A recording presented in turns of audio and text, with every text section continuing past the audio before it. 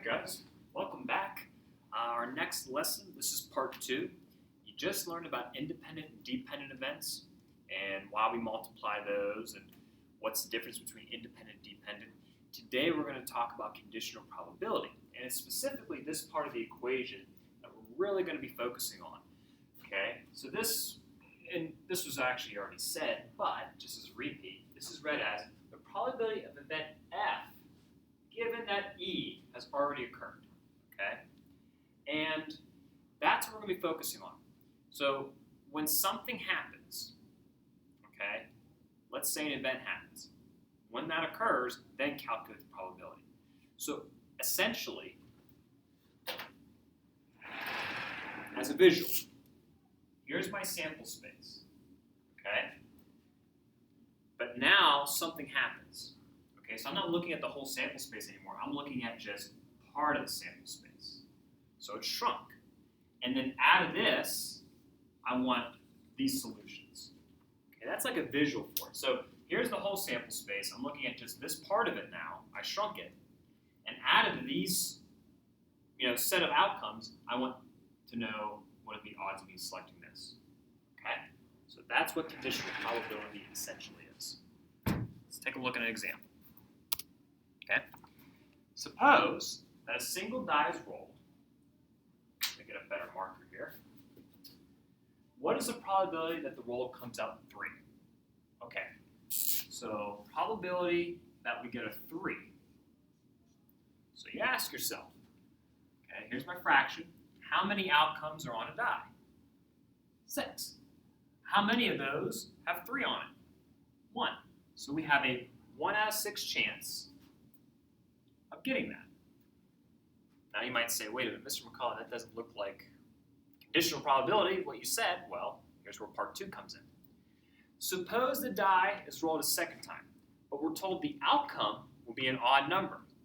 What's the probability the die will come up 3? Okay, so the probability we get a 3, I'm going to show you how we write this, given it's an odd number already. Okay, does that make sense? So this right here translates, okay, calculate the probability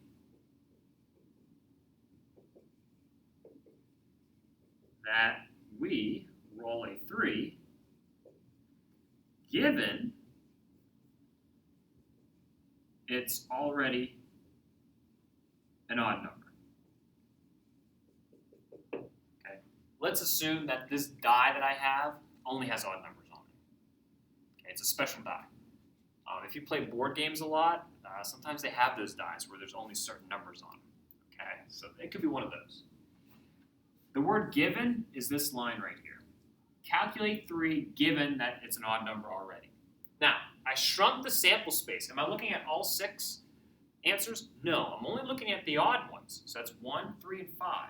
So there's only 3 odd numbers to choose from on a die, and I want one of them, which is 3. So I have a 1 out of 3 chance of getting a 3. Does that make sense? So here's the original, the odds of me getting a 3 out of all 6. Here's the change. This is the conditional part. Okay? Let's assume that no matter what you roll, it's already an odd number. What's the probability that it's a 3 though? Okay, so my sample space shrunk, I have less to choose from, and it's still 1 out of the 3 now. So going back to that visual, okay, I had all 6 here, but now I'm looking at just these 3, and out of these 3, I want this guy. Okay? Hopefully that makes visual sense. We're going to do some Venn diagram stuff in the future, but that's just kind of giving you a small taste of it. Okay, so let's go ahead and calculate this. And I hate erasing this, but like I said, you can pause the video, you can write this down. All right, so we have a table of people who have been married, widowed, or divorced. Remember how you read the table, okay? Males who participated, there's 102.4 million. Females, 110.1 million. And then the total of everything, of the whole group. So people who are never married, married, widowed, divorced, their totals are over here if you go across. And then how many total people were in this survey? 212.5 million. Okay? So we've seen these tables before, we've read them. So let's go through this. What's the probability that we select an individual who is widowed? Okay? Probability that a person is selected that's widowed. Well, we still do the same thing, right? How many total people are in this survey? Okay, there was 212.5 million. That's the total, right? It's the very bottom corner. Okay, how many of them are widowed? Well, go where that category is widowed. Go all the way across, and we have 14 of them. So 14 out of 212.5 million. Okay, or as a fraction. Not a fraction, a decimal, move it over, or 6.6%. Okay? Either way, if you want to leave it as a fraction right now, that's fine. Okay? I always feel like when I do probability, I'm always showing all three ways of showing the solution. After a while, it kind of gets tiring. All right? But you guys know that there's other ways of showing it. It just depends on the problem asks for it. Okay, next one. Probability that an individual is widowed given the person is female. Now, when you hear that word given, think, okay, I'm shrinking the sample space. So let's do that, okay? So given that they're widowed, find that they're widowed given that the person's female. This is now my total, given that they're female. How many females are in the group? So I'm not looking at everyone. There's 110.1 females. Okay, that's not too bad. Now, out of that group, so notice something.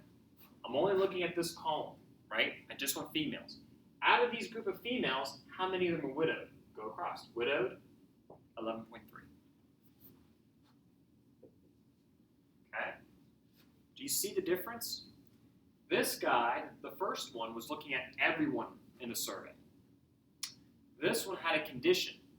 Only look at the females. And out of just the females, how many of them were widowed? Okay? So once again, we shrunk the sample space down.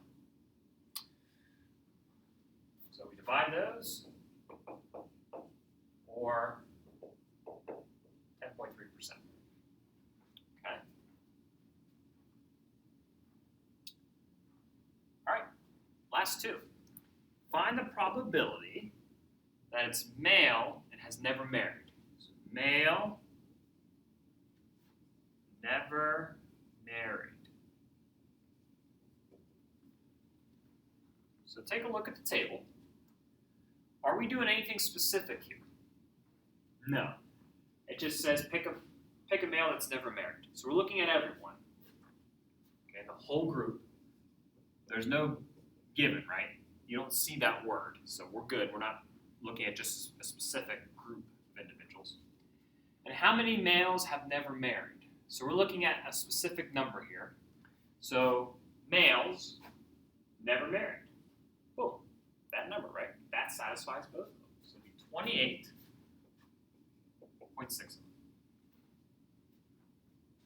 Okay. Go ahead and divide. You get like 13.5%. Okay. Last one. Find the probability that a randomly selected individual is male given he is never married. Okay. Selecting a male given he is never married. See how I write that out? It's a straight translation. Male, given, never married. Okay. All right. Am I looking at everyone in this sample space? No. I'm only looking at the never married people. So I go where never married is. It's the 51.9, right? That's the total. 51.9. Okay. Out of the 51.9, how many of them were males? So, notice something. I'm only looking at this column, the never married, not column, row. The never married row. Out of here, how many are males? 28.6. Okay. Divide. You should get 55.1%. Okay. All right. So this one and this one were conditional probabilities. So conditional, conditional. A good way to see that, look at the total. In fact, let me use a different color marker. Mix it up. See how the total changed? Look at the totals. We were looking at a different group of people. When we were talking about conditional probability, okay, I wasn't looking at the total of the survey. I was looking at one group of individuals, and out of that group of individuals, I wanted males or I wanted those who were widowed, okay? So that's what conditional probability is. Given that I'm only looking at this group, how many of them are male? Okay? Questions, concerns, dilemmas? Speak up. Can't hear you. I know, bad humor. But I'm hoping that comes across nicely. I gave you a normal probability problem and then a conditional so you can see the comparison. Same thing down here. Okay? So hopefully we can read the frequency table and we can calculate those probabilities. All right. This is the last slide. Now, here's the formula for conditional probability. Okay, calculate B, given that A happened. We know what that looks like. Probability of A and B happening over A. Okay, how do we translate that? Well, think of it this way. Okay, let me go back. The top number for these conditionals, the top number, isn't that both of these guys combined, right? Male, never married. Male, never married. Yeah, it's both of them, right? That number represents both of these categories. Same thing over here. Widowed and female. Widowed and female. 11.3. Yeah, that's both of them, right? That's what the formula's saying. Let me go back. Oh, too far. Look at the formula. A and B happening. Yeah, it is, right? That is the number. That's what we're looking at. Over the odds that A happened. Well, here it is, right? There's A. The odds of A happening. Right there. So when you're looking at this formula, it does make sense. The numbers that we have match the chart in the table, which is what this guy matches. Okay? So there's a good connection between there. And obviously, probability of A happening can't be 0.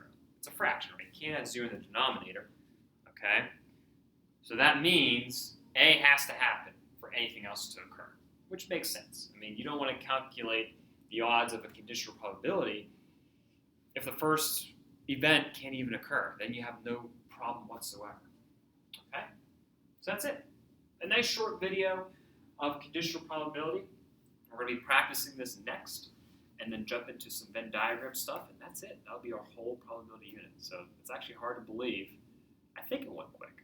If you have questions, please email me. All right? Other than that, you guys have a really good day. See you next time.